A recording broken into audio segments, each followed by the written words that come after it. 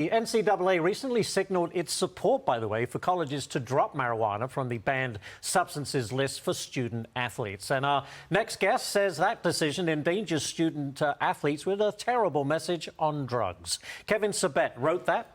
He joins me now. Kevin, good morning to you. I mean, what issues do you have with the NCAA's message? I mean, just that it's encouraging drug use?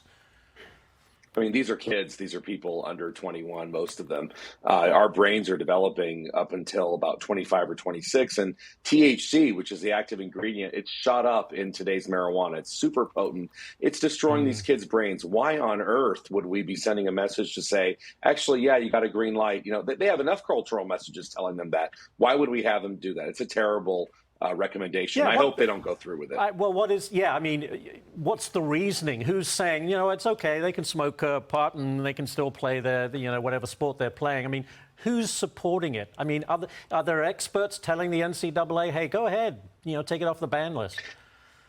It actually hasn't been a very transparent process. This is a committee within the NCAA that's recommending this. I'm hoping former Governor Baker, who actually stood very hard against marijuana legalization in his state, Massachusetts, who's now heading up the NCAA, I'm hoping he's going to reject this, because I just can't understand why this would be a good idea, except for the marijuana industry. This is an industry like the tobacco industry that's preying on our kids. Why would we have them sort of now influencing college sports? It just, I really worry about it. I think I read it a couple of weeks ago, so forgive me if I got it wrong, but isn't there a level of THC threshold? If it is above a certain level, then there's a problem. But if it's below a certain level, it's okay.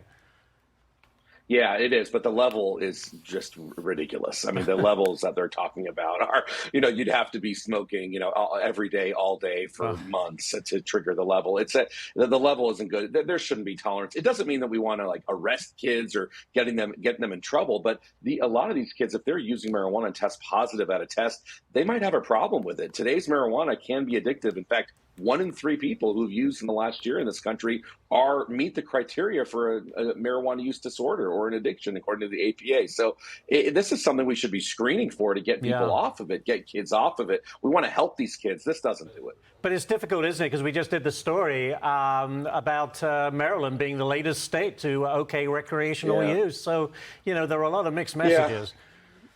No, there are tons, and there's a huge industry. It's taken its playbook from big tobacco. It's candies, cookies, gummy bears. It targets kids. Thankfully, some states have rejected it recently: Oklahoma, Arkansas, the Dakotas. I still think we don't really know where we're going with this. I think the Republicans are going to still be against it. Actually, President Biden says he's against it still. So, you know, I don't think the story's over quite yet, but certainly the industry, we can smell it in New York, no doubt about it. Yes, we can. We'll have to leave it right there, Kevin. Thank you so much.